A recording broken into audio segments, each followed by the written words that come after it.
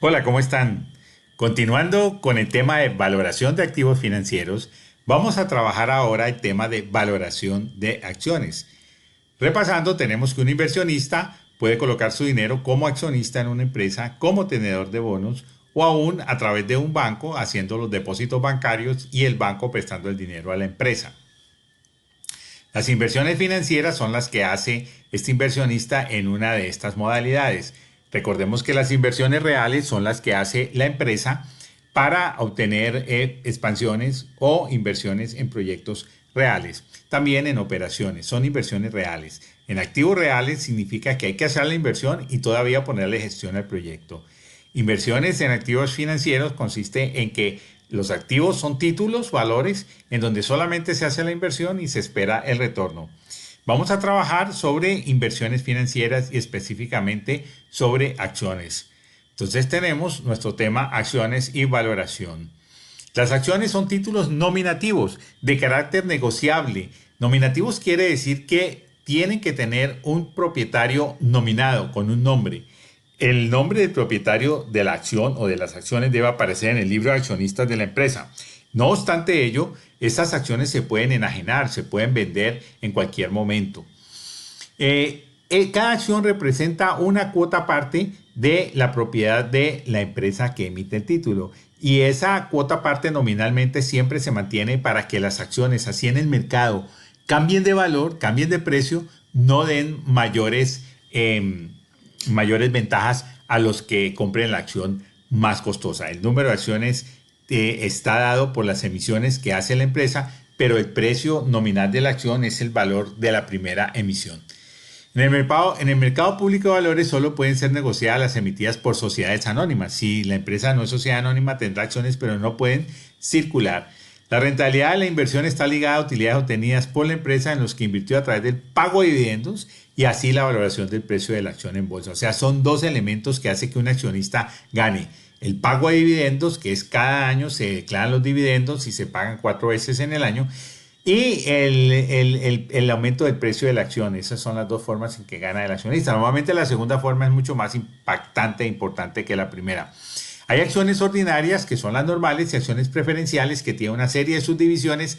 Estas acciones preferenciales, lo único que las caracteriza es que no tienen voto en la propiedad. O sea, es una especie de dueños, pero que no tienen voto. Tienen voz, pero no tienen voto. Eso hace que ellos tengan unos tratamientos económicos preferenciales, como un mayor dividendo, que se paguen los dividendos antes de que se cobren los de los ordinarios, etcétera, etcétera. La acción ordinaria tiene la característica de conceder a su titular derechos económicos y no económicos provenientes de la participación en el capital propietario de la empresa. Los económicos están relacionados con la percepción de dividendos y obviamente la compraventa de las acciones propias, y los no económicos están relacionados con el derecho a voto que tiene en la asamblea. Entre más acciones tenga, pues más poder tendrá en la asamblea de accionistas para tomar decisiones. La acción preferencial no tiene derecho a voto, en cambio tiene prerrogativas de carácter económico, pueden ser acumulativas y no da derecho a voto en la asamblea, excepto cuando en algunos casos se especifica para eventos muy, muy especiales.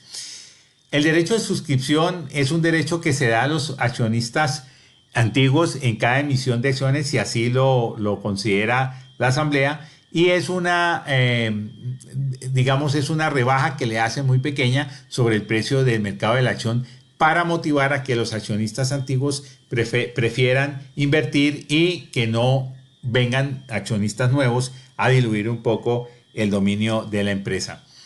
Hay bonos también que se convierten en acciones, se llaman los bocas o voceas. Estos bonos son primero emitidos como bonos por la empresa y cuando maduran se trasladan a acciones. Desde el comienzo se dice por cuántas acciones se va a cambiar cada bono. Entonces, si el comprador del bono ve que la empresa le va a ir muy bien, pues querrá que al final su bono sea cambiado por acciones y esto le beneficiará. Los dividendos, pues, son los pagos que hace anualmente la empresa para sus accionistas en dinero, y estos dividendos están decretados por la Asamblea Anual de Accionistas, están refrendados por ella y normalmente obedece a la parte que se distribuye, y la otra parte de las utilidades netas se retienen para los usos de expansión de la empresa. El mercado de acciones pues tiene como tres aspectos importantes o tres elementos o tres instancias. El mercado secundario, que es donde van todas las acciones ya emitidas. El mercado primario, que es el mercado donde van las acciones recién emitidas. Y la oferta pública inicial. Hay que entender que las acciones emitidas son las que salen de la empresa por primera vez. Pero también puede haber acciones autorizadas, que son las que la asamblea le dice al ejecutivo: están autorizadas estas acciones y usted la emite cuando crea conveniente, pero las emitidas son las que salen al público. Cabe la pena notar también que una acción no caduca. Si la empresa quiere madurar acciones, lo que debe hacer es ir al mercado, traerlas mediante la compra y se quedan en tesorería, pero no se pueden destruir como los bonos. O sea, los bonos sí maduran, las acciones no.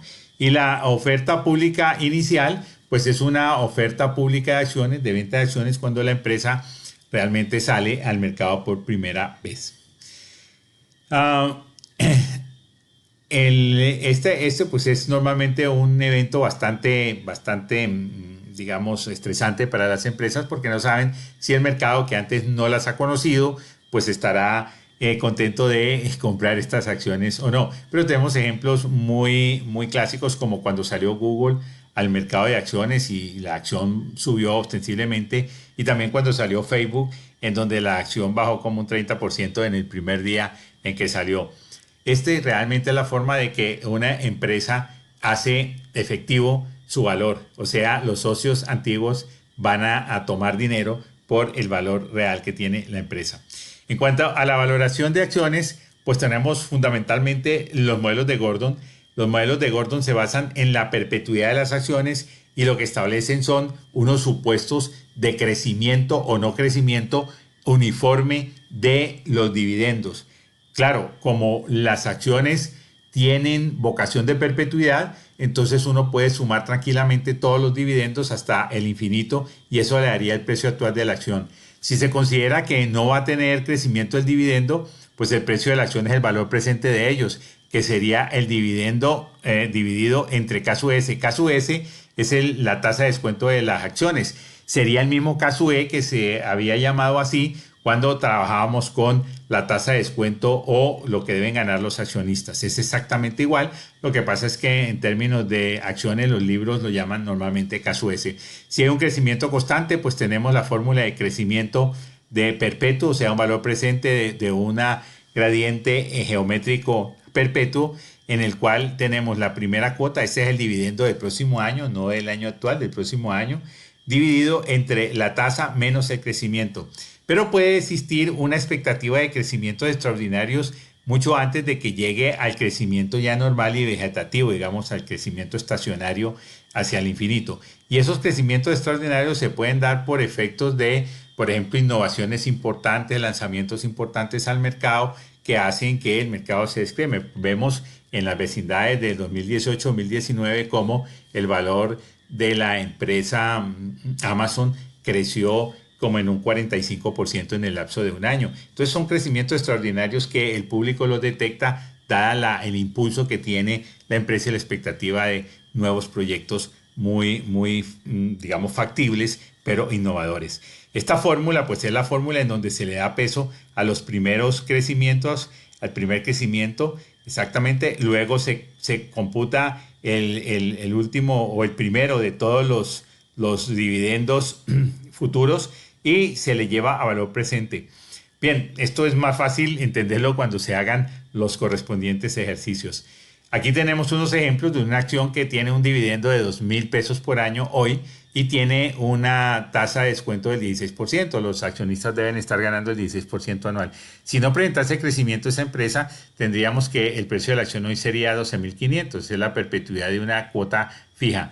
Pero si tuviera un crecimiento del 8% anual, la acción valdría 25,000 pesos. ¿Por qué?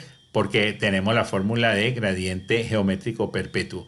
Y si además consideramos que durante 10 años mantendrá un crecimiento del 27,5% anual, pues esto se vuelve bastante importante, porque esos crecimientos los estamos colocando en esta sumatoria durante los 10 primeros años, donde cada dividendo crecerá 27,5% frente al anterior, y lo estamos descontando al 16%. Y además le sumamos luego la perpetuidad. Esto significaría que esa acción valdría 104.364 pesos. Muy bien, ya estaremos en una próxima charla haciendo ejercicios más concretos sobre esta valoración de acciones. Agradezco su atención y nos vemos prontamente.